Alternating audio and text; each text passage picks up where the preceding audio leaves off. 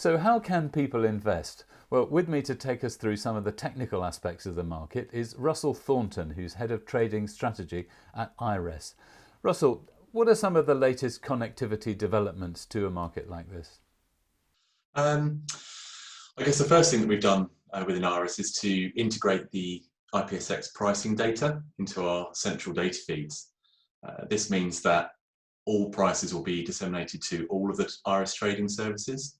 And in fact, any client consuming our data feed within their own internal systems, which is relatively common in the retail market, they'll also be able to access the IPSX pricing. We've also ensured that the IRESS market makers, such as WH Ireland, are able to provide real-time electronic prices to those clients requesting them. This way, any existing IRESS clients can take advantage of the new market with virtually no change to their underlying technology. So who would some of these IRESS clients be typically?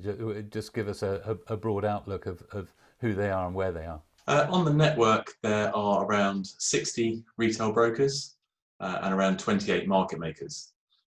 That network forms around, or takes across around 80% of the UK retail electronic order flow. So what IPSX is effectively doing by embedding into this network is plugging directly into an existing community of trading firms. Okay, well, how does IRESS then help with this trading and the connectivity to IPSX? I guess technology often sits in the background, or it should sit in the background unnoticed. But I think the technology piece is key to a success of initiatives like IPSX. I think ensuring that IPSX fits in with existing client technology so that it's seamless is the way they have to go. I've seen exchanges in the past that force fairly significant technology change on their members and their clients, and I think that can be a barrier to entry.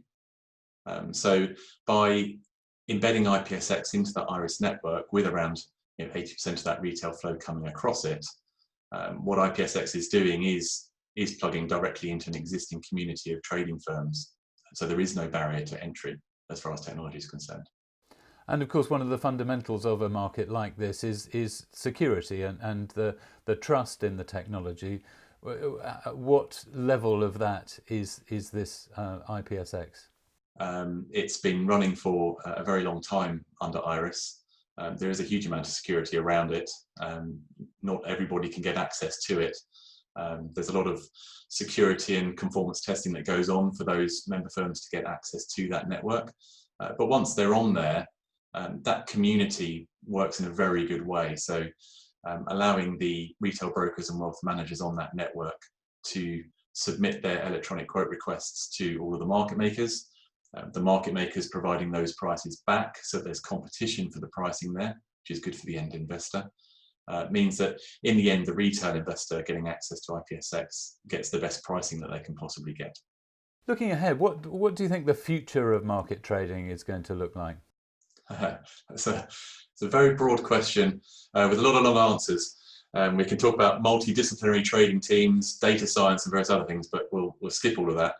I think in terms of IPSX as a property market, at IRESS, we're already working on ways to help the market makers provide more competitive prices in the instruments that they quote. By improving their pricing strategies to take into account financing fees and other costs, combining that with increased price protection mechanisms for those market makers, it means that they're more confident in the quotes that they're providing to the retail investor. And I think that will result in improved liquidity, more competitive pricing, and in the end, that's all better for the end investor looking to get access to IPSX. Thank you.